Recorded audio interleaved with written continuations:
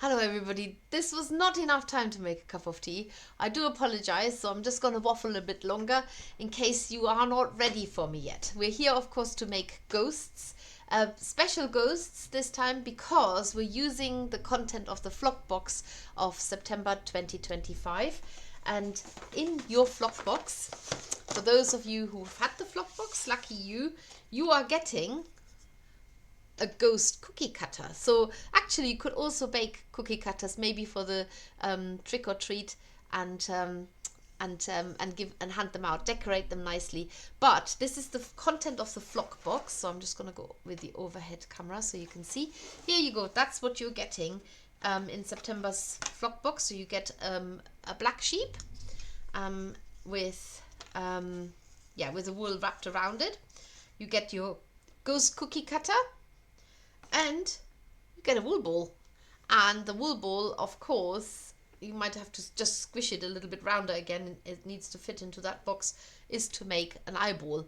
Very good for Halloween season, some spooky stuff. And if you are a flock member subscriber, then you get your QR code that takes you straight to the flock newsletter.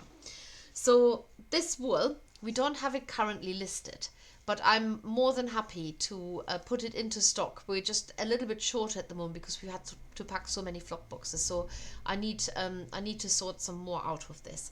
But it is a very white Australian merino, super soft. And you don't very often see us put tops into anything because we, of course, love the bats for the fast felting. But this top is just so nice to make these ghosts, to make them nice and white.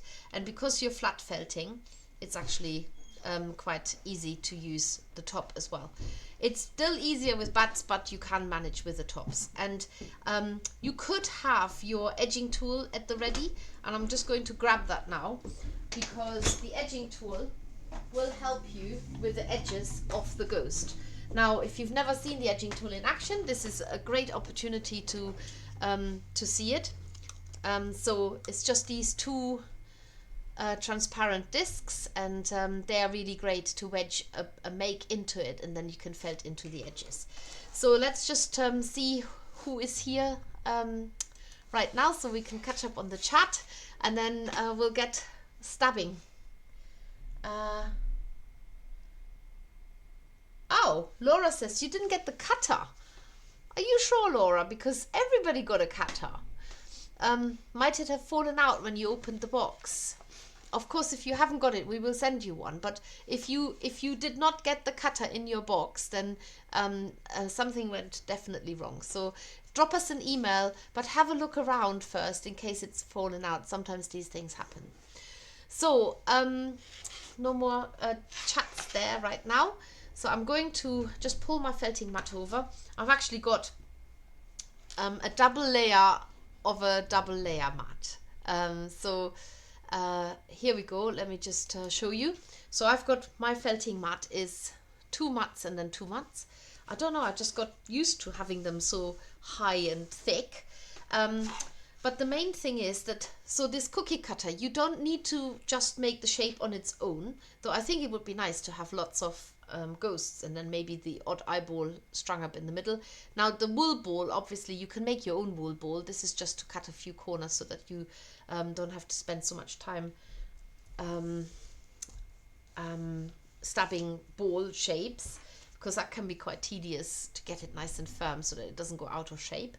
And the wool itself is, as I said, a very soft merino. But if you prefer to felt this onto a felt piece, you can do that. So because it is quite tricky to stop the wool from fastening into the felting mat, or better still, put a felt sheet underneath it to stop the wool from disappearing or getting contaminated. I've got a piece here that has had some stubbing on before. So this is a good tip. Just put a felt sheet on top. If you've got a felt sheet that has been used for felting before, you might be able to use your brush and get rid of some of the wool that you don't want to end up in your ghost, because you want to keep it nice and white. So there's quite a bit of fluff coming off here.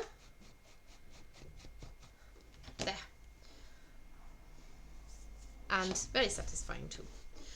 So the first thing you're going to do is you put your cookie cutter firmly onto your felting mat, and then take off small wisps of the white wool. Now I want to say, I actually don't know, how much does this little ghost weigh? Because I can then tell you how many ghosts you could make. How much does a ghost weigh? It's 1 gram. And you have, I don't know how many grams you've got here. Let's find that out as well. Just bear with me. I'm gonna weigh the wool now. You've got 10 grams of wool, so you can make 10 ghosts actually. So there's the wool that I've just teased off earlier. The main thing is that you lay it into your shape so that it goes into the edges. Now this is quite a small cookie cutter shape, so you need to make sure that it gets into all of the edges. You could weigh out 1 gram wool for each ghost if you wanted to be very precise, and then start stabbing your wool down, going around the edge, inside edge of the cookie cutter. And you need to hold that cookie cutter down. You don't want it to move, because then it obviously the shape will get distorted. So going around the edges first and stab it down a bit. Have a quick look. I can see that there's a bit missing here, so I'm just going to stuff a bit more in there and felt it down. I'm using a medium needle, so it's a 38 gauge, because the wool is so fine. Sometimes when wool is so fine, a coarse needle physically can't fit between the fibers, so it feels like the needle is bouncing off. But the medium needle is fine for now, but I think I will need to go into over to a fine needle to get the surface done up really nicely. I have also got my 5 needle felting tool and my 7 needle felting tool, and if you don't know this yet, these both work on the eco wool mats. So I haven't been using the earth friendly felting mat recently because I don't want to sell them to you too much, because we've had a bit of an issue getting them in, and so the eco wool mat's absolutely fine, especially when you cover it with a felt sheet to keep it nice and crisp and clean. And so now this ghost shape has got its definition, but it's by no means finished. But the trick is you have to get it off the felting mat. So get it off the felting mat very gently, because you're going to have to felt into it again, but you don't want it to secure too much against here. And so what I do is, now this was the ghost, I'm going to turn it over, and I turn this over as well, so that it goes in now the other way around. It's a little bit nerve-wracking, because all you've done basically is you've just torn it off the mat and completely destroyed it. So just turn it back, turn it round, turn the cookie cutter around as well so it's in the same shape, and then felt it down a little bit more. Now it will take quite a bit of felting to get it done, and even at this stage you could change to a fine needle, because the fine needle will probably cause it to be less fastened into the surface. So don't stab too deep into the wool. Try and felt it to itself, or felt so that it felts together in itself rather than just getting fastened to the felting mat. So stab that around, and then we do the same again, and you keep doing that until the ghost doesn't change shape anymore. It's already a lot better the second time round. Always get the edges down first in these little spaces. Felt, and the more you do this, felting it down, taking it off the mat, turning it round, felting it from the other side, the firmer it will become, the more solid it will become, and you get your little shape. If anybody's got any tips or tricks, because some of you have made these ghosts already, please do share them. I don't always know everything, and there's many ways of getting to the same result. So don't ever think you can't say, oh, but I do it this way and it works much better. I'd love to hear any suggestions. If there are improvements, I'm always the first one who wants to learn something new. So please do share. And I'm going to do this again. Turn the whole lot round. So this is so sometimes you've got cookie cutters where you can only use one side because they've got like a ledge on the other side. So these work the best, the cookie cutters that are completely the same from one side or the other. And like I say, they work perfectly as cookie cutters as well, so you can actually make ghost shaped biscuits as well. That's so much fun. And when you get the shape to be firmer and firmer and firmer, and this is why I said if you wanted to, you could felt it onto a sheet of felt and then just cut around it. When you get to a shape that becomes a little bit more firm, then you can actually just use your multi-tool and stab straight into it, just to get a bit more speed going. Still lift it off your mat, and it comes off a lot easier now. And turn it around again. Go back into your cookie cutter. It's a bit of a labor of love. Just keep doing that. And with every time you turn it, it's become a little bit firmer and a little bit more solid and a little bit more of a ghost shape. And stab it down, down, down.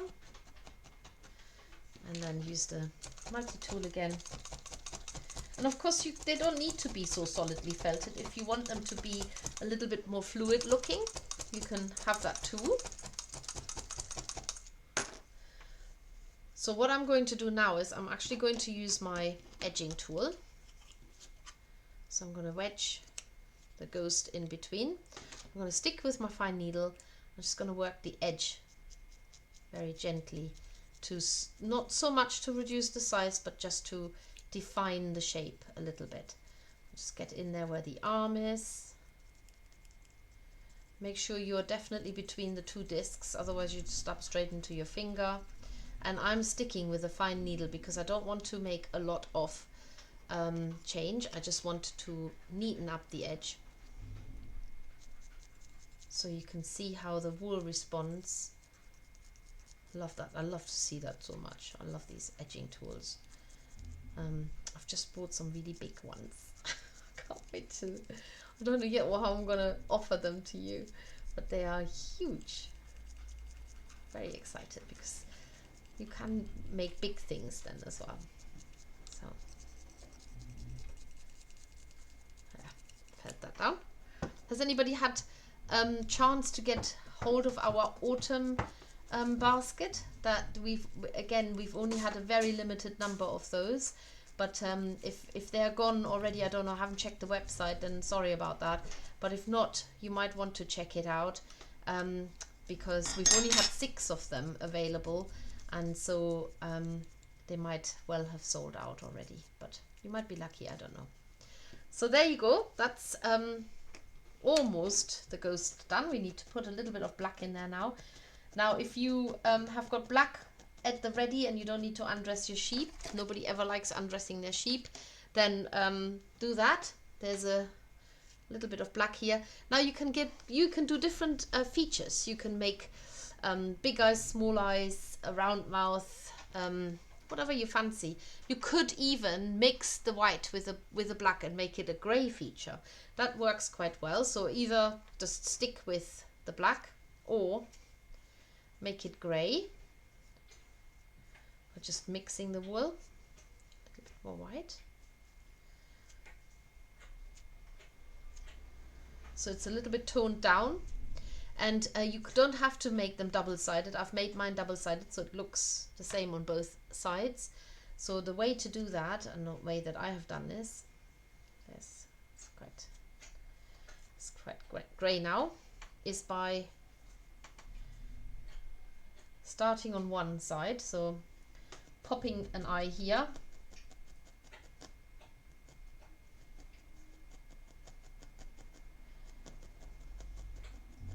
just make a nice neat little shape by just using your felting needle. Then tease it off the mat so it's coming out on the other side anyway. Then do the second eye.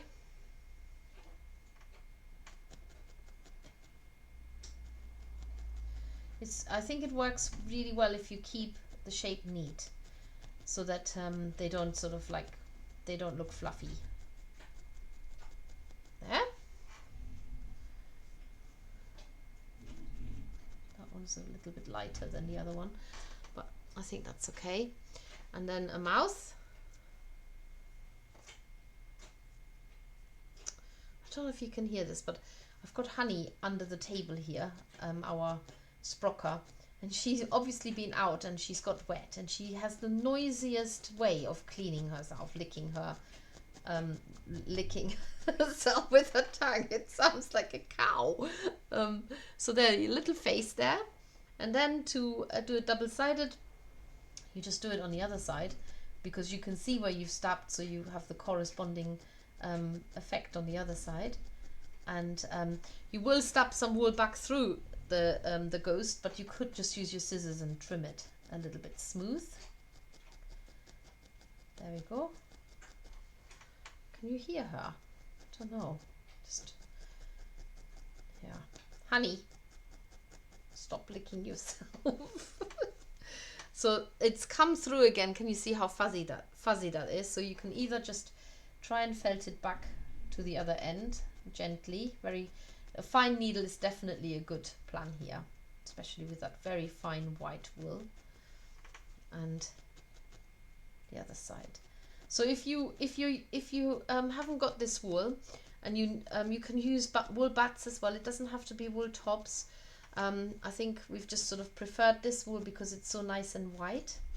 We used to have an Australian merino wool bat, a white one, and it over the past year or so it became less white and white.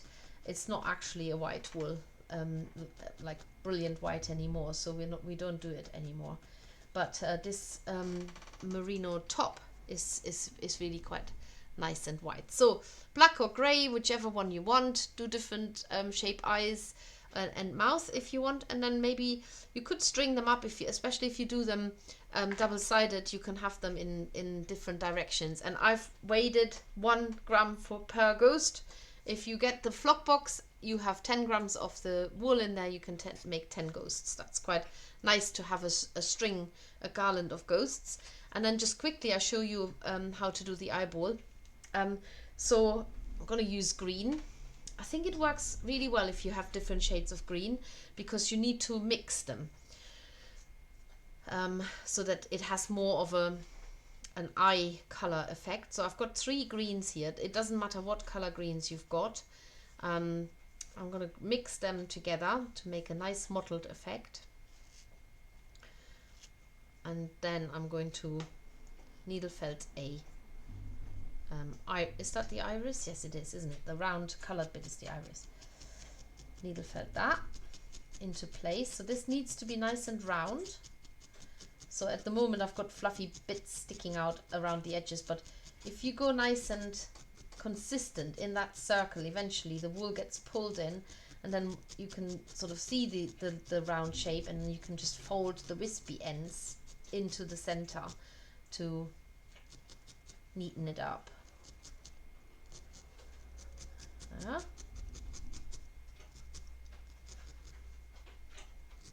So I'm just folding the wool in to make that. I've actually stuck to my fine needle. You could probably use a medium one. Takes a bit longer with a fine needle. So a little colorful patch here. Now you can use a slightly darker wool to go around the edge. Often eyes have sort of a darker edge.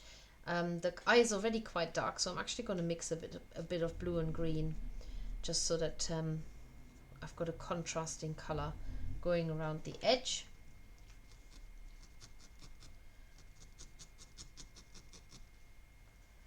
Just put that around, going all the way around.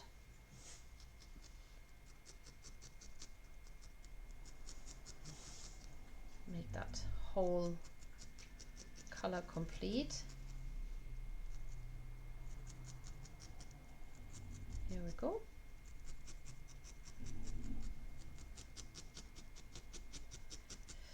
That's it. And then I'm going to add a black iris, no, pupil, sorry, getting my eye terminology messed up, in the center. I'm going to pre-shape that a little bit in my fingers so it doesn't take up too big a space. Felt that down into the middle. It's a very dark green eye. Like that. And you can actually make little lines, so almost like a wheels, like wheel spokes going from the black into the down to the edge. So I need a contrasting color. I've used quite a lot of dark, so I'm going to use a bit of blue. So just do a couple of lines going. They don't have to be very, just do a few so that they spiral out like this. It's a much bigger iris there. Maybe I should I'm going to make mine a bit bigger and a bit lighter. So, sorry, just goes to show you can adjust anything in terms of needle felting. I'm going to make a slightly different eye by making it a bit bigger so you can see it better. I've gone a little bit small with my eye here, and I might have to put a new surround on it, but I'm not going to use lighter colors now. There we go. And this is one of the things I absolutely, totally, 100% love about needle felting. If whatever you've done isn't working, just change it. So here we go, making that a bit bigger. And then I'm going to make that pupil a little bit bigger. I'm going to put a different surround on the eye. It's a very mottled eye, but it is Halloween. Hey, come on, you know, we can have eyes that don't normally look like that in real life. So going also to my medium needle.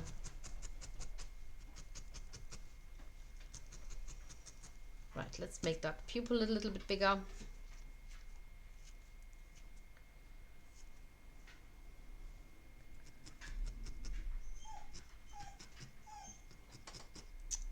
Honey, come here.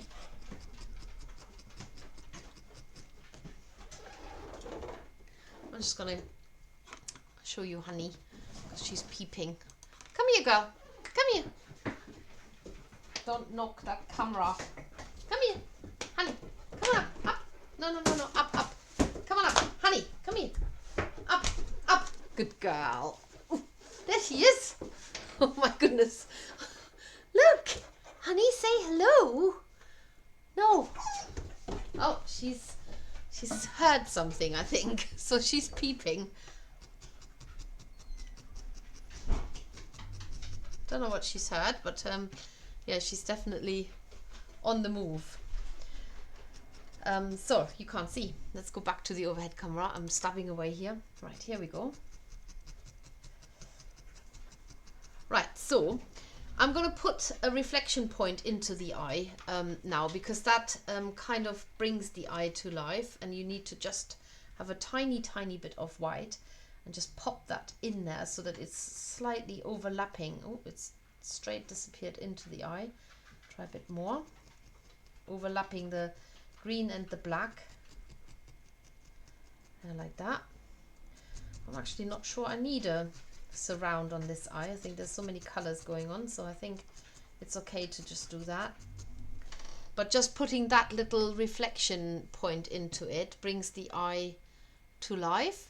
And then all you need to do is you just need a little bit of red for the veins to be here on the back of the eye, and you can put them down randomly, so they don't, there doesn't need to be any pattern. Just start with a line. It's almost sort of like little spidery, and I've just grabbed whatever red I could find. This is actually a top, but a bat is absolutely fine. Any color. It can be a darker red, it can be a lighter red, it doesn't really matter. Anything that sort of looks like blood vessels, basically. And just put them onto the white in any way or form. So they're like little blood vessels. And then just yeah, do this as much or as little as you can. And I've done it in a darker red here, so both works, random shapes. And of course, like I said before, it does work really well with a larger eyeball, with a larger wool ball to make a larger eyeball. You can hang them up, string them up, have them, if you're spooky during Christmas, you can have them hanging up as Christmas baubles, or just they look really good in a jar. So like you've been collecting eyeballs for Halloween as well. So I'm just gonna check the chat. Tanya says, sorry I'm late, I will catch up later. That's no problem at all. The autumn basket is sold out. Thank you, Hannah, for letting me know. So maybe, I don't know, maybe we just have got the magic hampers left now, which would surprise me if they're not sold out yet. But like I say, it will finish on the 30th of September 2025, because we will have to start production on those, and we need to know the numbers, otherwise it's going to be an absolute pain. With 25 individually boxed, 24 kits plus a toolkit, that is a lot of packing and a lot of things that need to be ready for it to be packed. So I'm just going to double check how many we have got left, to see whether you do need to get a move on or not. Oh yeah, the autumn felting basket is definitely sold out.